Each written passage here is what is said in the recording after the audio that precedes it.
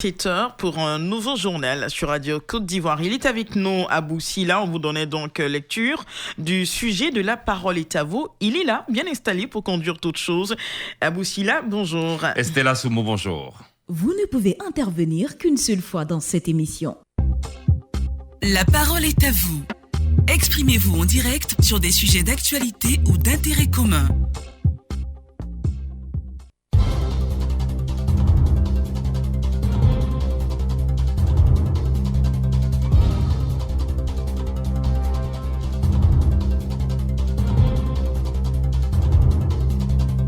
Madame, monsieur, voici le sujet. Après 20 mois de restrictions, les États-Unis s'ouvrent au reste du monde. Ils ne laisseront entrer sur leur territoire à partir de novembre que les voyageurs internationaux intégralement vaccinés contre la Covid. C'est ce qu'a annoncé la Maison-Blanche. Les frontières américaines sont fermées à des millions de voyageurs internationaux, qu'ils soient testés ou vaccinés.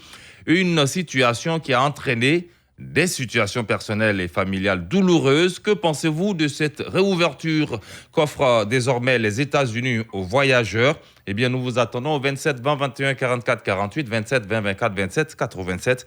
Le débat est déjà ouvert sur notre page Facebook Radio Côte d'Ivoire en un seul mot. Clémence Conan est au standard. Je suis Abou Sila. Bonjour et bienvenue à La parole est à vous. Et tout de suite, on donne la parole à Félix Oko qui nous appelle de Labodougou. Il est à 25 km de Divo. Richard, bonjour. Bonjour Abou. Comment ça va ce matin? Ça va très bien, Labodougou, par la grâce de Dieu. Voyage aux États-Unis, réouverture des frontières en novembre pour les vacciner, ce que l'on sait. Oui, je pense que c'est une belle initiative prise par la puissance mondiale. Je pense que pour barrer, n'est-ce pas, cette maladie qui est la COVID-19, il va falloir impérativement faire son vaccin.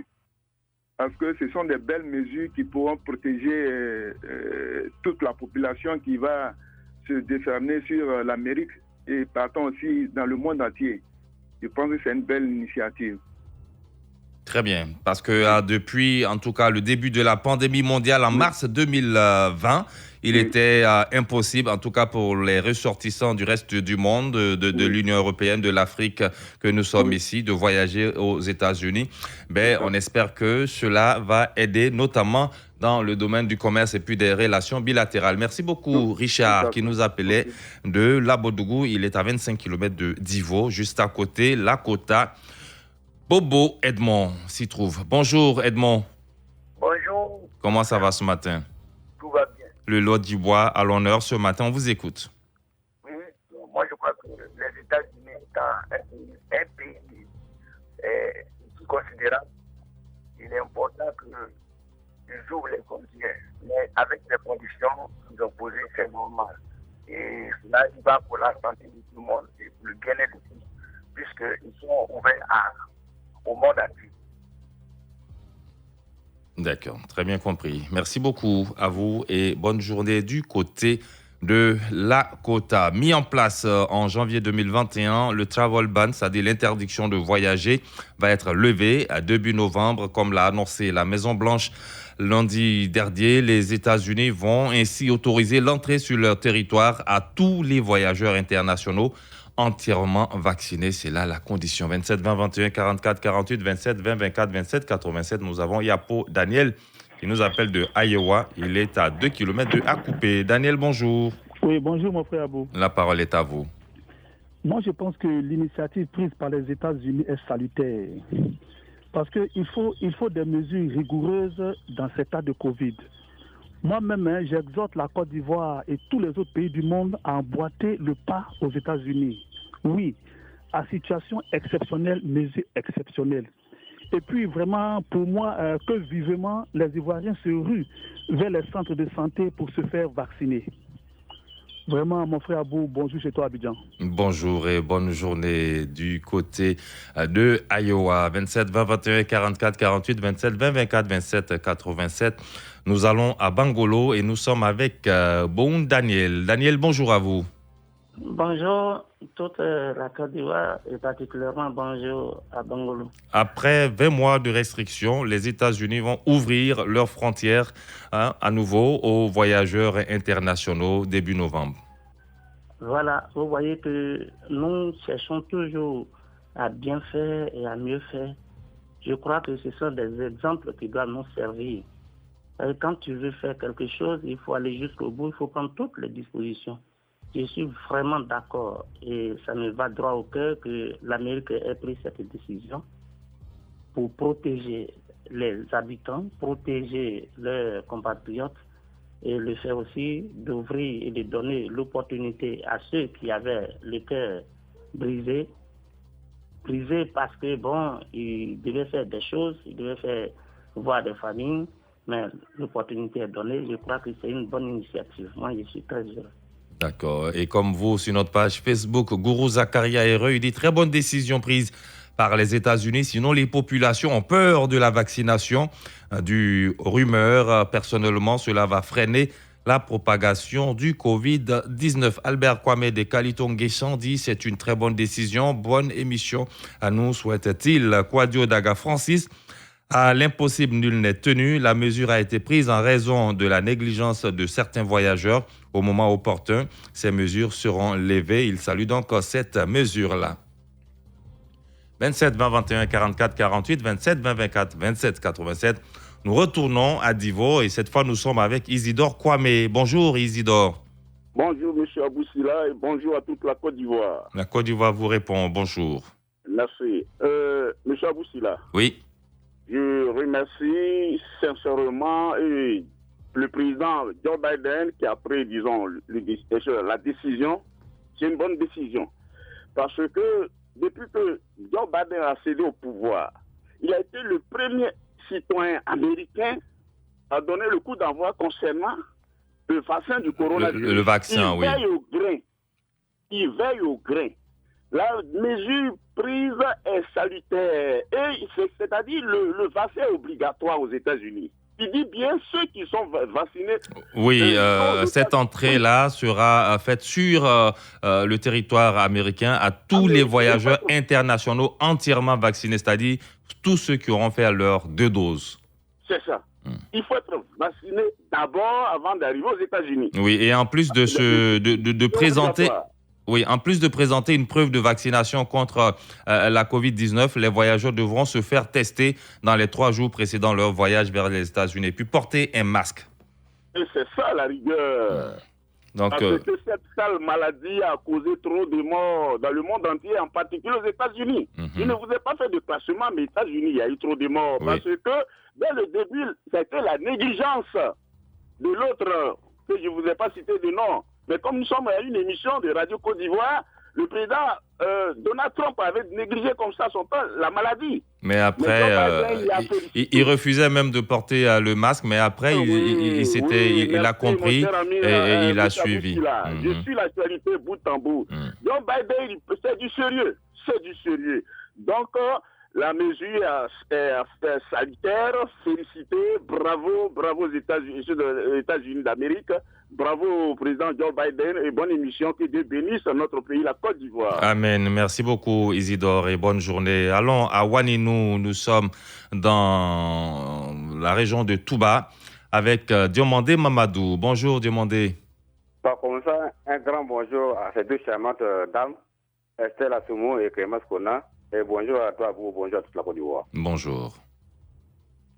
Bravo. Oui, demandez, on vous écoute. Joe Biden est raciste. Hein? Il est soucieux de sa population et de ceux qui viendront dans son pays. C'est noble, c'est une sage et encouragé. Parce que vraiment, la maladie là, ça tue. Donc il faut la condamner le plus tôt possible. Donc moi, je dis merci à Joe Biden et de dire à tous les pays occidentaux de prendre l'exemple de Joe Biden et de ne pas les faire entrer dans le pays, ceux qui ne sont pas vaccinés. Et à bout, comme ça, de passage, je dis un grand merci au directeur de centrale de l'hôpital de Sétilou, qui est un monsieur brave qui se fait de ça un souci, la vaccination. Et ils vont loin, les Américains, car ils disent que les Américains non vaccinés à l'étranger qui souhaiteraient rentrer chez eux devront quant à eux être testés négatifs 24 heures avant de se rendre aux États-Unis et devront être à nouveau testés après leur arrivée. C'est dire à quel point il est important de se faire vacciner, d'observer les mesures barrières et de se protéger contre le coronavirus. Merci beaucoup, Diomandé Mamadou. Nous restons dans la zone à Touba. Nous sommes avec Fadiga Vamoriba. Monsieur Fadiga, bonjour. Oui, bonjour, monsieur Sula. La parole est à vous. Bien, Sula, il faut le dire, souvent nous sommes nous-mêmes nos propres fossoyeurs, nous sommes nos propres ennemis. Je pense que nous devons respecter les mesures édictées par le gouvernement. Pour notre propre santé d'ailleurs. On a vu tout ce que cette pandémie a entraîné en termes de nombre de morts. Et quand on se fixe des objectifs, il faut pouvoir les atteindre. Les États-Unis, ce ne sont pas des extraterrestres. Voilà, ils ne sont pas des extraterrestres. Ils ne font qu'appliquer ce que l'État a demandé et cela sauve des vies. Et je pense qu'en Côte d'Ivoire, aujourd'hui, nous devons faire en sorte que ce que l'État dit qu'on puisse respecter afin que notre pays puisse être davantage préservé par cette pandémie-là. Alors, vraiment, j'exhorte toutes les collectivités, il faut le dire, qu'on puisse mettre en pratique ce que l'État nous demande. Alors, je pense bien que les États-Unis, à cette phase-là, pourront encore sauver des vies humaines dans leur pays et nous devons en faire autant. Vraiment, merci à vous et merci à Radio Côte d'Ivoire pour toutes les informations qu'elle nous donne.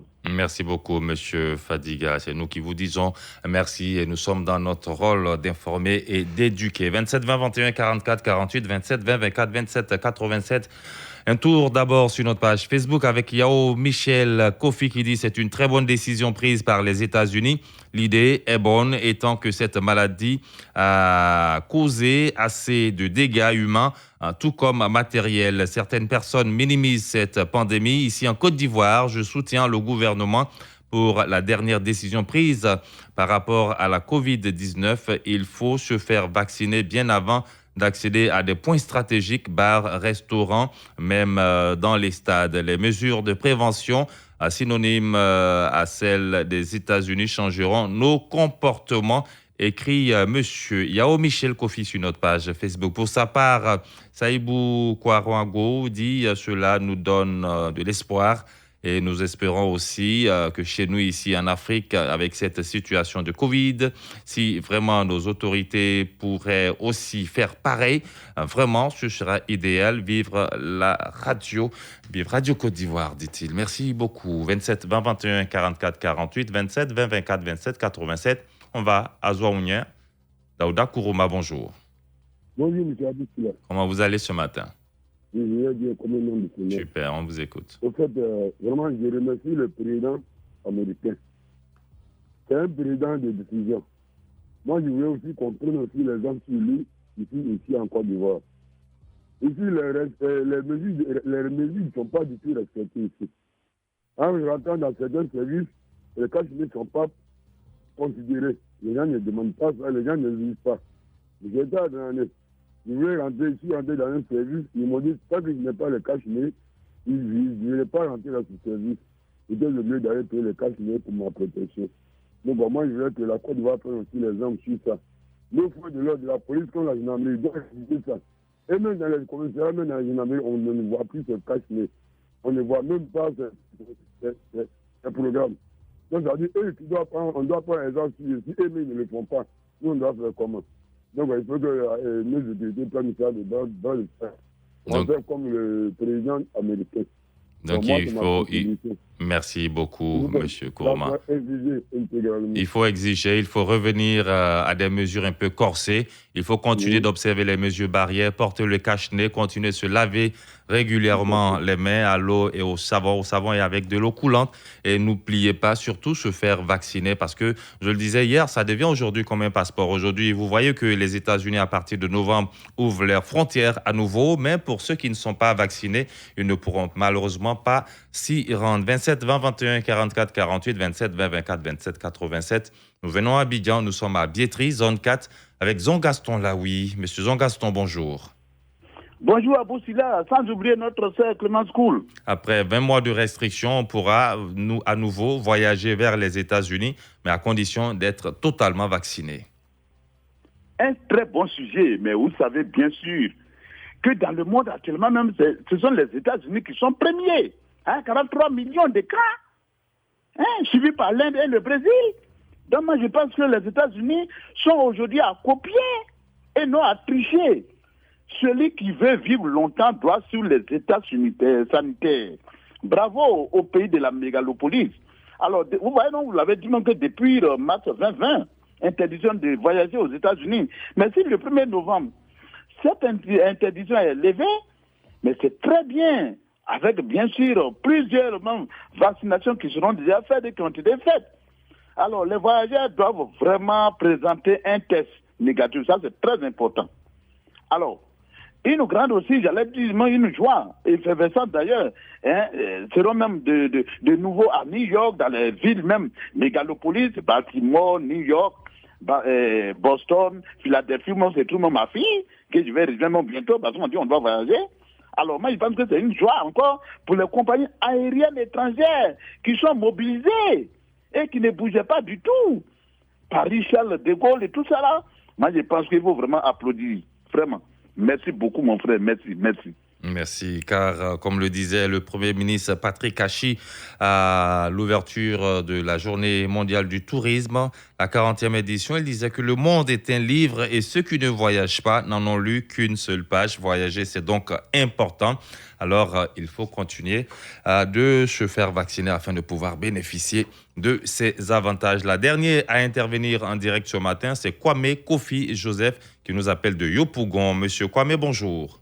Bonjour. Comment ça va ce matin? Bon. On vous a... Merci aux Américains. Mais nous ici, vraiment, la solution, c'est pas du l'amusement, M. Abou. La solution, c'est quoi, selon vous? Bon, ça, je n'aimerais pas prononcer sur l'antenne. Si le président de la République ou le ministre de la Santé pouvait avoir mon numéro et puis m'appeler, je vais leur dire, je vais sauver. D'accord, donc rendez-vous au ministère de la Santé, ils sont au plateau, à la Tour C. Vous allez au cabinet, vous demandez à rencontrer les secrétaires qui, je suis sûr, vont bien vouloir vous recevoir. Merci beaucoup, monsieur Kwame Kofi Joseph, qui nous appelait de Yopougon, Niangon. Et on termine avec le commentaire de Grégoire Yaokona sur notre page Facebook qui dit « Aucun pays ne peut vivre en autarcie. C'est vrai qu'il y a la pandémie à Covid-19, mais avec les moyens de lutte, la vie peut fièrement reprendre son cours normal. Les États-Unis reprennent une destination prisée, représente une destination prisée des voyageurs. Donc, je félicite cette réouverture des frontières américaines. La parole est à vous. Aujourd'hui, c'est terminé. Demain, on va se retrouver à partir de 6h30 pour parler d'autres choses. Je vous donne le sujet. Le ministre Touré Mamadou annonce des innovations au niveau du service civique en Côte d'Ivoire. Invité lundi d'une chaîne de télévision, le ministre de la Promotion de la Jeunesse, de l'Insertion professionnelle et du service civique a souligné qu'il faut un redressement moral en Côte d'Ivoire. Cela est indispensable, reste-t-il convaincu, car s'il n'y a pas de prise en charge des jeunes, tous les efforts du gouvernement seront vains. Cette prise en charge se fera grâce à des dispositifs sous forme de services militaires ou de volontariat. La question, c'est comment juger ces innovations. Je vous donne rendez-vous demain, 6h30. Vous pouvez réécouter cette émission ce soir à 22h15 sur Radio Côte d'Ivoire et sur notre site internet www.rti.ci, onglet Radio Côte d'Ivoire.